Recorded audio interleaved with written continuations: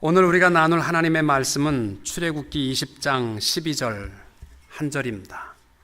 내 부모를 공경하라. 그리하면 내 하나님 여호와가 내게 준 땅에서 내 생명이 길리라. 아멘. 우리가 오늘 나눌 말씀은 10계명 가운데 5번째 계명, 내 부모를 공경하라 라는 계명입니다. 여러분, 이 계명에는 특징이 있습니다.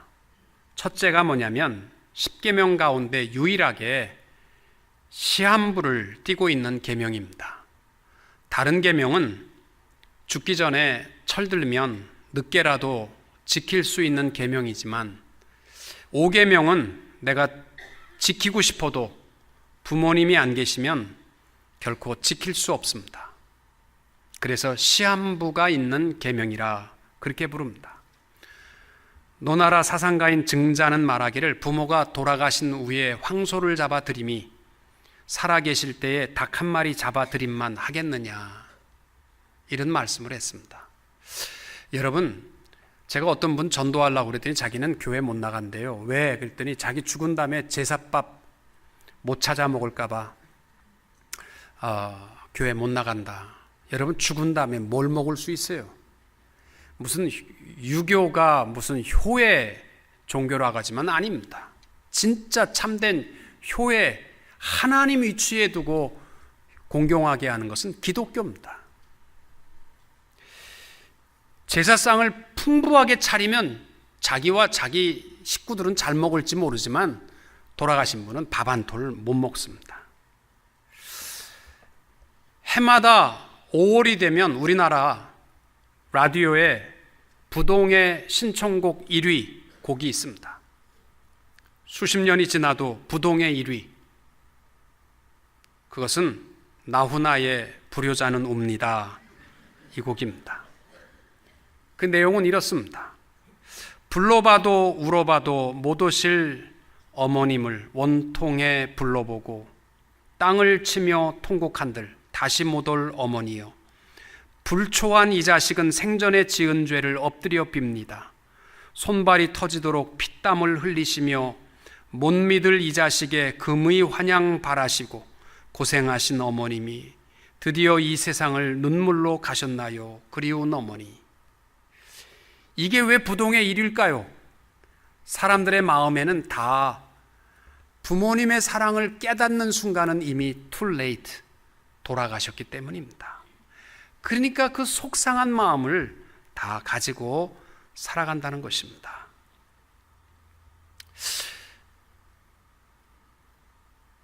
제가 지난주까지 머리를 하얗게 한번 바꿔보려고 노력을 했습니다. 근데 많은 누님들의 반대에 제가 포기를 했습니다. 근데 머리를 하얗게 하고 제가 거울을 쳐다보니까요, 제 모습이 아니고 아버님이 서 계시더라고요. 참 우리의 삶이라는 것이 부모님께 잘하고 싶어도 하고 싶을 수 없는 때가 곧 오는구나. 이게 5계명입니다. 또 5계명의 특징이 있다면 10계명 가운데 2계명과 함께 지키면 하나님이 약속한 축복이 있는 계명이 딱 2개거든요. 2계명은 어느 우상도 형상도 만들지 말고 절하지 말라. 그러면 너와 내 자손 수천대에 이르는 축복을 약속해 주셨습니다. 그리고 5계명은 내 부모를 공경하라. 그리하면 내게 준 땅에서 내 생명이 길리라. 이 축복을 주셨습니다. 여러분, 오래 살기 위해서 천종산삼 이런 거 만벌씩 보고 잡수지 마세요. 오래 살고 싶으면 부모님한테 잘하면 하나님이 주시는 축복입니다. 세 번째로, 이 5계명의 특징이 있다면 대인계명, 1계명부터 4계명까지는 하나님을 향한 계명이고 5계명부터 10계명까지가 대인계명이라고 하는데, 살인하지 말라라는 계명보다도 우선적인 가장 중요한 첫째가 되는 계명이 부모 공경에 대한 계명입니다. 여러분, 나를 낳아준 부모에게 공경하고 싶지 않은 사람은 얼마나 되겠어요? 그런데 왜 이것을 하나님께서 모든 인류의 삶 속에서 그 무엇보다도 첫 번째 계명으로 주셨을까요? 그것은 단순한 효도의 의미를 넘어서 질서의 하나님께서는 모든 권위와 모든 하나님이 주신 능력에 대해서 순종하고 권위와 직분에 대해서 순종할 것을 말씀하는 겁니다. 그래서 소요리 문답 64번 문제가 바로 이 5계명을 다루거든요. 5계명 내 부모를 공경하라, 이 명령이 주는 하나님의 뜻은 무엇일까요? 라는 질문입니다. 거기에 대한 답은 이렇습니다. 윗사람과 아랫사람, 그리고 동료와 같은 각각의 여러 지위와 인륜 관계에서 각 사람의 명예를 존중하고 각 사람에 대한 의무를 수행하라라는 것입니다. 그러니까 모든 권위와 또 직분에 대한 것은 하나님이 주신 권위이기 때문에 질서의 하나님 앞에 질서를 지키는 삶을 인간다운 삶의 첫 번째로 명령하신 것이다라는 것입니다. 오늘 5계명에 하나님께서는 우리에게 내 부모를 공경하라, 공격이 아니고 공경입니다. 이 공경이라는 말은 히브리어로 카베드라는 단어인데, 보통 카베드라는 단어는 세 가지 의미로 사용되었습니다. 첫째는 뭐냐면 물건을 저울에 달다, 이러한 뜻입니다. 두 번째는 영화롭게 하다, 영광 돌린다, 이것을 카베드라는 단어를 썼습니다. 세 번째는 뭐냐면 무겁다, 비중 있고 중요하다, 어떤 물량적인 개념이 아니라 중요하다, 참 소중하다, 이러한 뜻이 카베드라는 단어입니다. 여러분, 순종과 공경은 다릅니다. 어떻게 다릅니까? 순종은 pure blood입니까? 그게 아니고 순종은 부모님이 말씀하는 것에 대해서 하기 싫어도 따르면 순종입니다. 공경은 아닙니다. 공경은 뭐냐면 스스로 원해서 마음으로부터 부모를 높이며 그 뜻을 받드는 것이 공경입니다. 여러분, 이 시대가 마지막 시대에 병들어가게 되면 사회학자들이 말하는 두 가지 현상이 있습니다. 첫째가 뭐냐면 부모보다 자식을 중요시 여기는 시대가 점점 심해져 간다는 거예요. 요즘 저도 포함입니다만은 자식에게 돈 쓰고 자식을 위해서 뭐 하는 것은요, 아깝지 않아 합니다. 근데 부모에게 뭐 하는 것은요, 아까워요. 근데 그게 무슨 지극히 당연한 인간의 도리라고 생각하는데, 아니요, 그거는요 짐승들도 똑같이 그렇게 합니다. 짐승들이요, 우리가 말하는 그 개도요, 강아지 아프면요 웁니다. 그리고요 그거를 핥아주고요 그걸 돌보고, 그게 개가 자기 새끼 아프면 그건 개도하는 거예요. 근데 강아지가 어미가 아픈데 끙끙대고 우는 거 없습니다. 잠 잘 잡니다. 이게 동물이에요.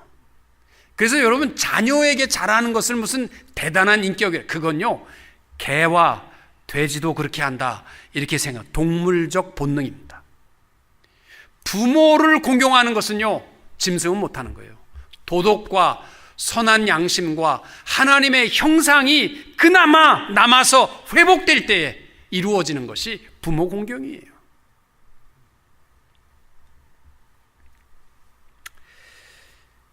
또 하나, 마지막 병들어가는 시대 특징이 있다면 항상 내가 제일 중요하다는 거죠. 남은 소용없어. 부부간에 있어서도 남편도 아내도 필요 없어. 내가 제일 중요해. 그러니까요, 교회에서도요 우리라는 개념이 없어졌어요. 가정에서도 부부간에 우리라는 개념이 없고 네 건 네 거고 내 건 내 거고. 그러니까 배려심이라는 게 없어요. 나보다 더 소중히 여기고, 이게 부부고 이게 교회 생활입니다. 냉장고에 먹을 것이 없어졌다, 어느 부서에서 먹었어, 막 화가 나가지고 저는 그래요. 교회는 식구입니다. 집에 있는 냉장고에 사과 하나 아들이 먹었다고 그래서 어떤 놈이 먹었어? 그런 부모가 세상에 어디 있습니까? 부부간에 있어서도 내가 불이익을 당하는 것을 못 참고 못 견뎌야 하는 것, 그런 마지막 시대에 나타나는 가정의 모습입니다. 하나님이 주시는 5계명, 이것은 권위에 대한 질서와 최종적 권위에 대한 순종을 명령하는 것입니다. 이 계명을 잘 지킴으로 말미암아 하나님이 약속하시는 놀라운 축복을 다 누릴 수 있는 우리 대웅 성도님들이 다 되시기를 주님의 이름으로 축원합니다. 제일 먼저 이 5계명이 담고 있는 중요한 핵심의 단어는 질서입니다. 질서. 1계명부터 4계명까지는 하나님을 향한 계명이고 5계명부터 10계명까지가 사람을 향한 계명이라고 했습니다. 그런데 6계명부터 10계명까지 보면은 하나님이라는 엘로힘이라는 단어가 없습니다. 그러나 5계명에는 있어요.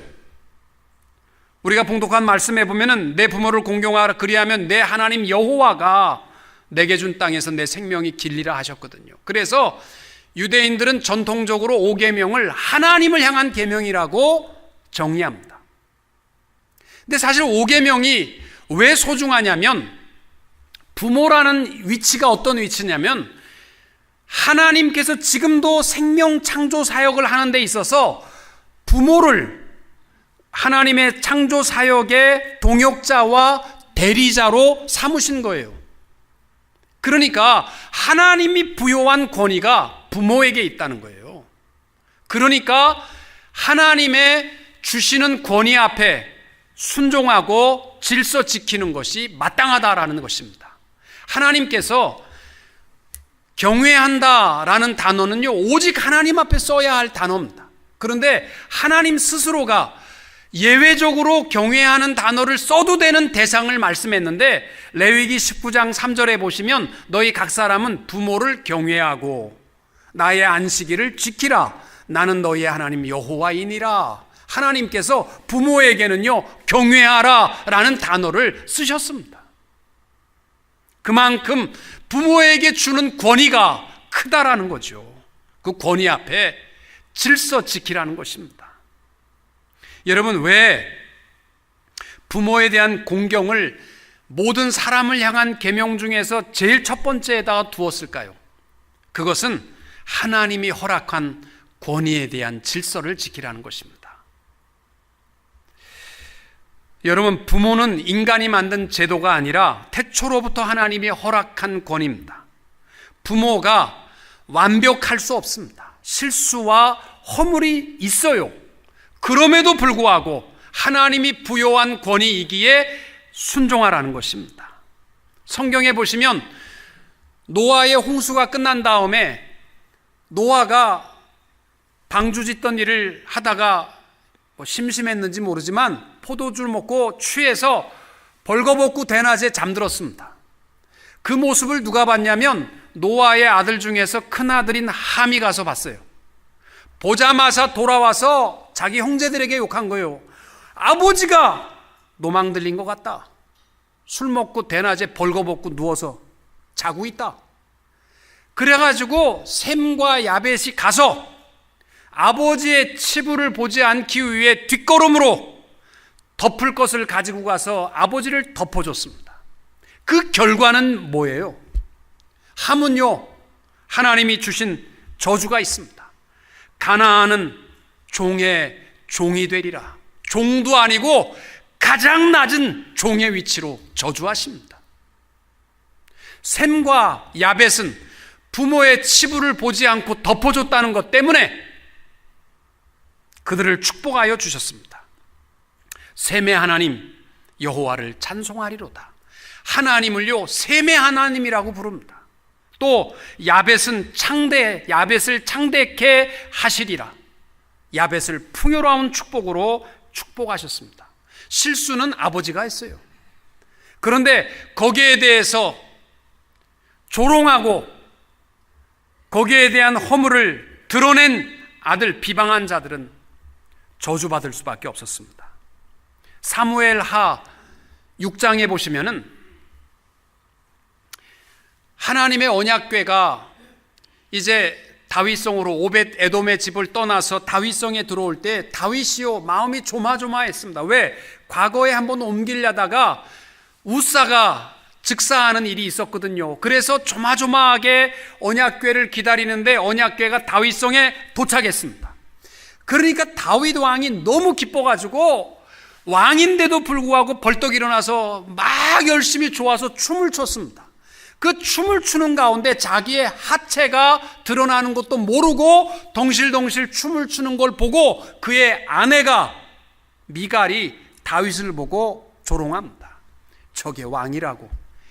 왕 체면도 없이 백성들 앞에서 자기 하체가 드러난 것도 모르고 저렇게 춤을 추다니 조롱했거든요.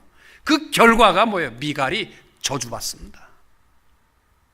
여러분 왜요? 남편에 대한 하나님의 권위에 대한 무질서이기 때문입니다. 민수기 12장에 보시면은 민족의 지도자였던 모세가 구스 여인을 자기의 아내로 삼습니다. 그걸 보고서 그의 누이 미리암과 또 아론이 모세를 비방했습니다.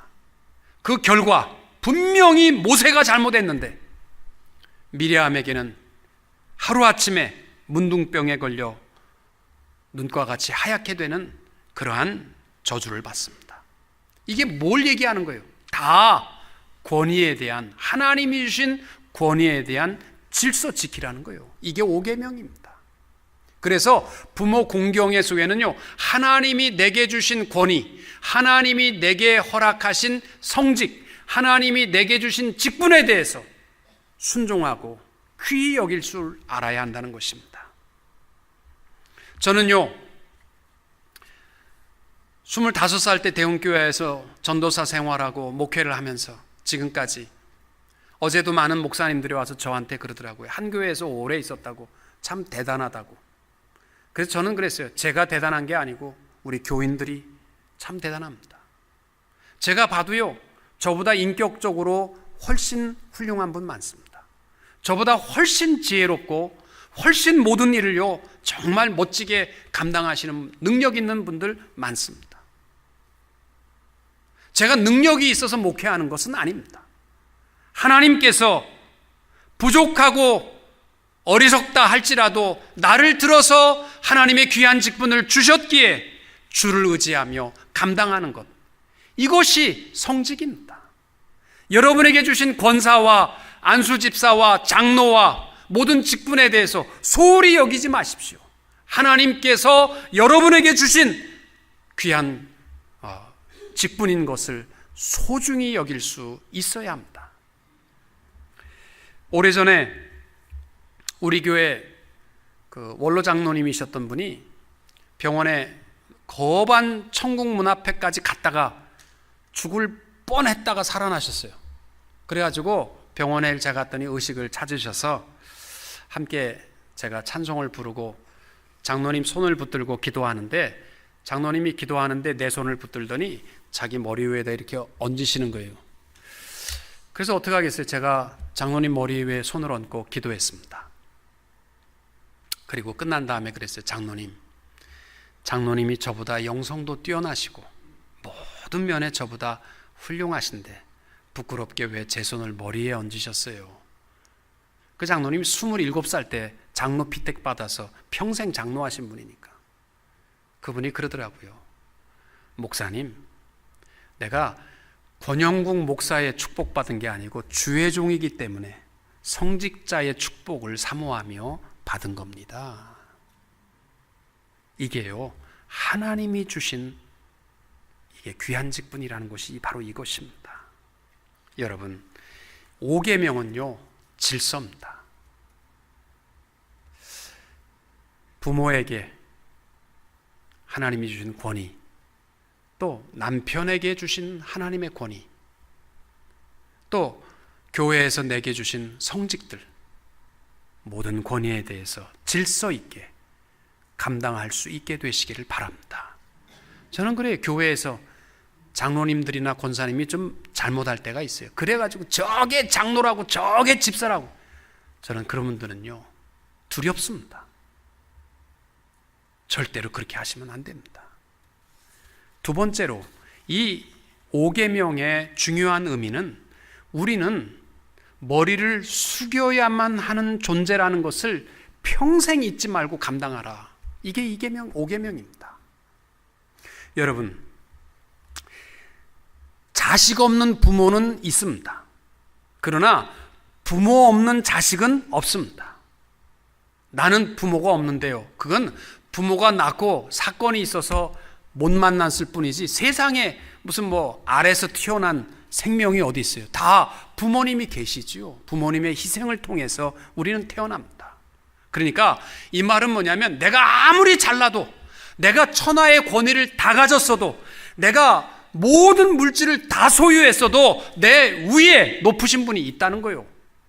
나를 낳아주신 부모님께는 머리를 숙일 줄 아는 것이 지극히 당연하다는 거예요. 자기가 아무리 똑똑해도 내게 생명을 부여한 분, 우리 하나님께서 5계명을 통하여 우리에게 깨닫게 하시는 것은, 내가 아무리 잘나도 최종적 권위는 나를 지으신 하나님 앞에 있음을 기억하고 항상 머리를 숙이고 살아가는 성도님들이 될 수 있기를 축복합니다.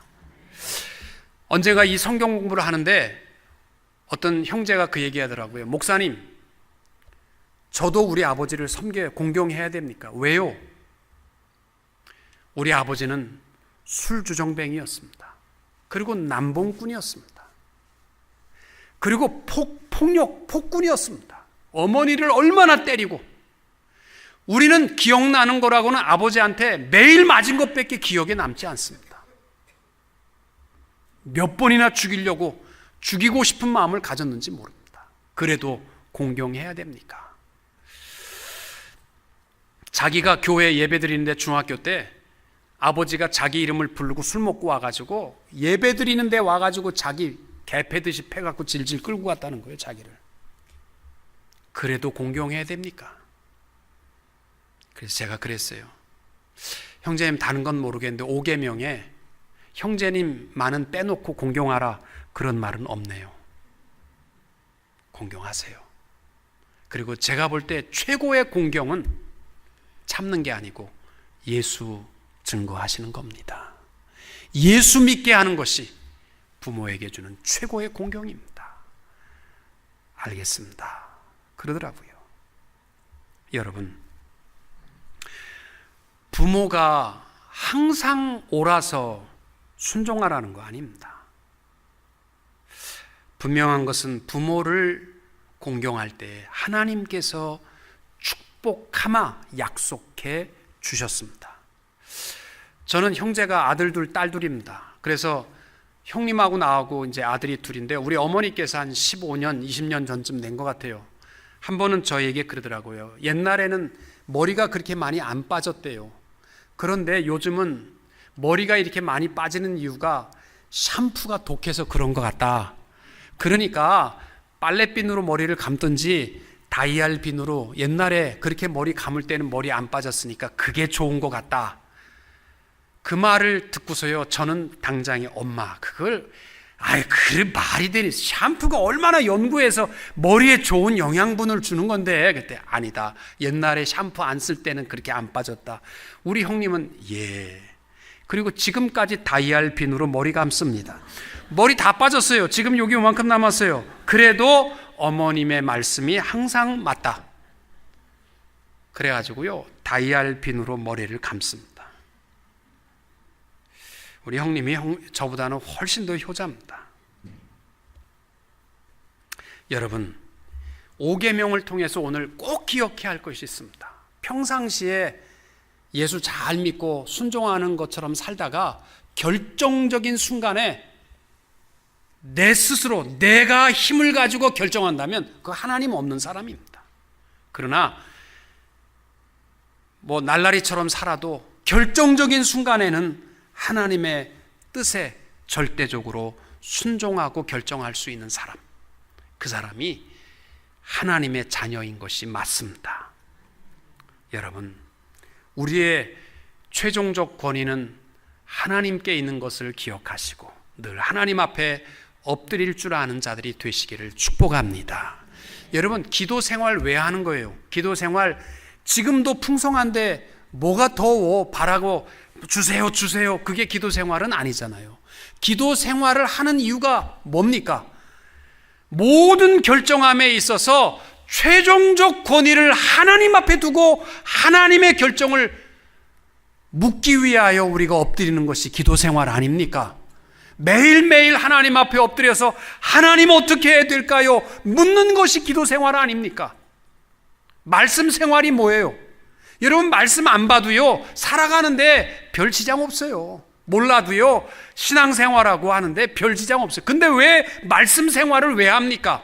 이유는요, 최종적 권위를 하나님 앞에 두고 하나님의 뜻대로 순종하기 위해서 하나님의 말씀에 귀 기울이는 삶, 이게 말씀 생활이에요.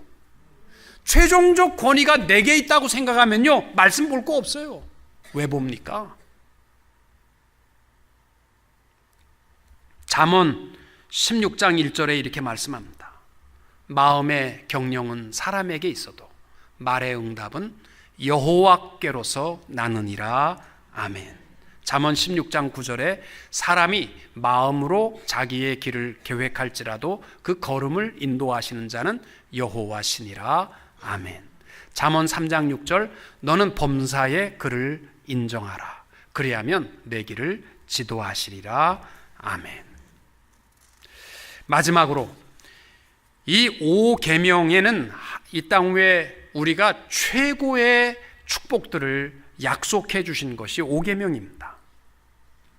오늘 본문에도 보면 하나님의 이름을 걸고 약속하잖아요. 그리하면 너의 하나님 나 여호와가 내게 준 땅에서 내 생명이 길리라. 또 잠언 에베소서 6장 3절에 보시면은 부모에게 순종하면 이는 내가 잘되고 땅에서 장수하리라, 그렇게 약속해 주셨습니다. 잘된다라는 게 뭐예요? 히브리어로 야타브라는 단어입니다. 이 말은 영어로는 to do well, to be well, all is well, 하는 일마다 형통한 축복, 누구에게? 부모에게, 공경하는 자에게 주시는 축복입니다. 여러분, 하는 일마다 안 되는 사람이 있어요. 그러면 다른 데서 문제 찾지 말고 부모님부터 찾아가세요. 부모님에게, 공경하는 자에게 잘 되는 축복을 주셨습니다. 또 이 잘 된다라는 말이 뭐냐면 to make merry, 기쁘게 한다, 만족과 행복과 기쁨을 준다는 거예요. 인생 살아가는데 기쁨이 없다, 행복이 없으면 참 불쌍한 사람입니다. 뭘 먹어도 기쁨도 없고 감정도 없고, 무슨 일을 해도, 예배를 드려도, 찬양을 해도 이런 사람이 있어요. 그런 분들은 다른 게 아니고요, 부모부터 돌보세요. 그러면 하나님께서 기쁨을 주실 줄로 믿습니다. 또 장수하리라라는 축복은요, 육신의 생명에 오래 사는 것도 의미가 있지만 그것보다 더 강조하는 것은 내 축복으로 끝나는 것이 아니라 내 자손 계대를 잇는 축복을 약속해 주시는 겁니다. 여러분, 부모를 공경하는 자, 하나님이 가장 놀라운 축복을 약속해 주셨습니다. 여러분, 우리나라의 전통 이야기 가운데 이런 얘기 있습니다. 어느 고을에 1년에 한 번씩 효자상을 줬는데 효자상을 독점하는 사람이 있었습니다. 10년이 넘도록 그 마을은 효자상은 그 사람이 혼자 탔습니다. 그래서 새로 원님이 바뀌어서 그 사람을 불러다가 네가 부모에게 하는 일이 뭐냐 물었습니다. 그랬더니 이 사람이 하는 말이 매년 한 얘기죠.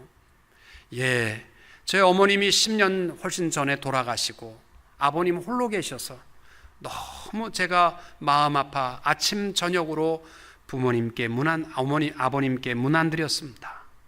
제가 특별히 한 건 없어도 아버님 좋아하는 반찬을 한 번도 겹치지 않도록 바꿔가면서 맛있게 아침, 점심, 저녁을 차려드렸습니다. 그리고 주말이면 아버님을 모시고 가까운 개울가에 가서 바람이라도 쐬게 하셨고, 봄, 여름, 가을, 겨울로 들로 산으로 여행도 모시고 다녔습니다. 저녁 때 되면 아버님이 늘 허리가 아파서 끙끙거리셔서 아버님 주무실 때까지 허리 주물러 드리다가, 어깨 주물러 드리다가 아버님 잠들면 제 방으로 갔습니다. 이 진짜 효자잖아요. 그러니까 원님이 이 나쁜 놈, 저놈을 당장 곤장 10대를 쳐서 내보내라. 그래가지고 곤장 맞고 피덩이 져가지고 집에를 온 겁니다. 그랬더니 아버지가 효자를 어떻게 이렇게 효를 몰라보고 이렇게 할 수 있느냐? 왜 맞았느냐? 그러니까 이 아들이 합니다. 원님이 나를 매로 친 이유는 불효라고, 아버님이 홀로 된 지 10년이 됐는데 이 불효한 놈 혼자 살게 했다고, 장가 보내지 않았다고 해서 매를 맞았습니다. 그랬더니 아버님이 하는 말이, 야, 이번에야말로 진짜 제대로 된 원님이 오셨구나, 그렇게 이야기를 했답니다. 여러분, 요즘 이 이민 생활의 노인들의 고독함이요, 점점 더 커져가고 있습니다. 우리 생각에는 노인 되면 돈이 뭐가 쓸 데가 있겠나 그러지만 노인들의 80%가 경제적인 허덕임을 갖고 있습니다. 그리고 50% 이상이 고독함 속에 잠을 잘 못 잡니다. 오라는 데도 없고 갈 데도 없고 불러줄 때도 불러주는 사람도 없고, 자식들이라도 한 번씩 무난하면 좋은데 점점 더 자식이 이민 생활에 바빠지는 거 뻔히 알거든요. 그 자식이 오래간만에 전화하면 나는 잘 지낸다, 나는 걱정하지 말고 너 열심히 자녀 돌보고 바쁜 거 안다. 그러면 정말 우리 아버님은 헤아려 주기도 잘 헤아려 주시는구나. 그래서 전화 또 안 하고, 아버님은 외롭게, 노인들은 그렇게 살아갑니다. 그렇다고 해서 부모님 꼭 시집 장가 보내라는 것은 아닙니다. 고독합니다. 하도 부모에게 효도를 안 하기 때문에 싱가포르는 법으로 세워서 부모를 강제적으로 이를테면 한 달에 한 번은 찾아봐야만 된다는 그런 법을 세웠습니다. 이스라엘도 부모 공경이 너무 없기 때문에 강제적으로 안 하면 징계하겠다고 법을 세웠습니다. 우리나라는 어떻게 됐을까요? 그래도 동방예의지국인데 부모 효도를 가지고 법 세울 수는 없잖아요. 그런데 세웠습니다. 왜냐하면 시집들을 안 오려고 그래. 부모님 모신다고 그러면 여자들이 시집을 안 온다는 거예요. 그래서 할 수 없이 우리나라가 세운 법이 뭐냐면, 부모 모시면 텍스 감해준다, 세금 조금 내게 해준다. 그래가지고요 법 세웠습니다.